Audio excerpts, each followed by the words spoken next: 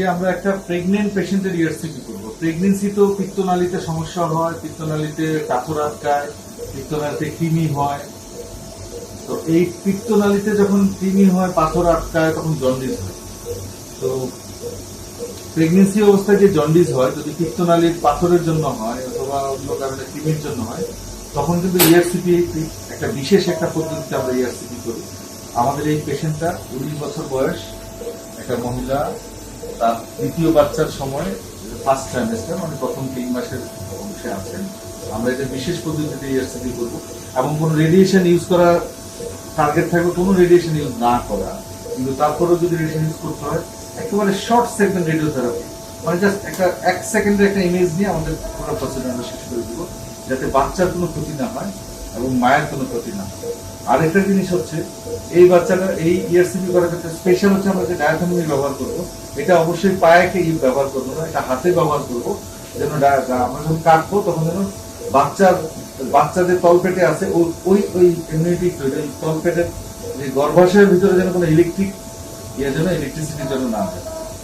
আরো কিছু বিশেষ টেকনোলজির মাধ্যমে আমরা কিছু টেকনিকের মাধ্যমে আমরা খুব সেফলি ইআরসিপি করবো প্রেগনেন্সিতে। তো প্রেগনেন্সিতে ইআরসিপি করা যায় কিনা, এটার অ্যান্সার হচ্ছে হ্যাঁ, প্রেগনেন্সিতে খুব নিরাপদভাবে ইআরসিপি করা যায়, যেটা রোগীর জন্য অনেক বেশি, অনেক ক্ষেত্রে জীবন রক্ষাকারী।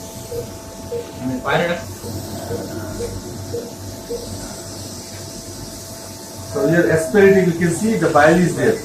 So we confirm that there is actually we are in the common bile duct. Okay, better. যেটা করবে আল্ট্রাসোনোগ্রাম করে কনফার্ম করবে সেটা দিতে হবে। প্রেশার কম না,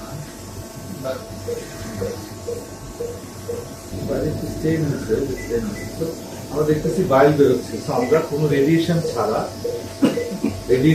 আমরা ইআরসিপি করে একটা পিত্তনালীতে আমরা পাইপ বসায় দিলাম, যাতে জন্ডিসটা কমে যাচ্ছে। তারপরে তার হচ্ছে প্রেগনেন্সি শেষ হবে, তার বাচ্চা হবে, তারপরে এসে সে যত ইচ্ছা রেডিয়েশন দিয়ে ইআরসিপি করতে পারে।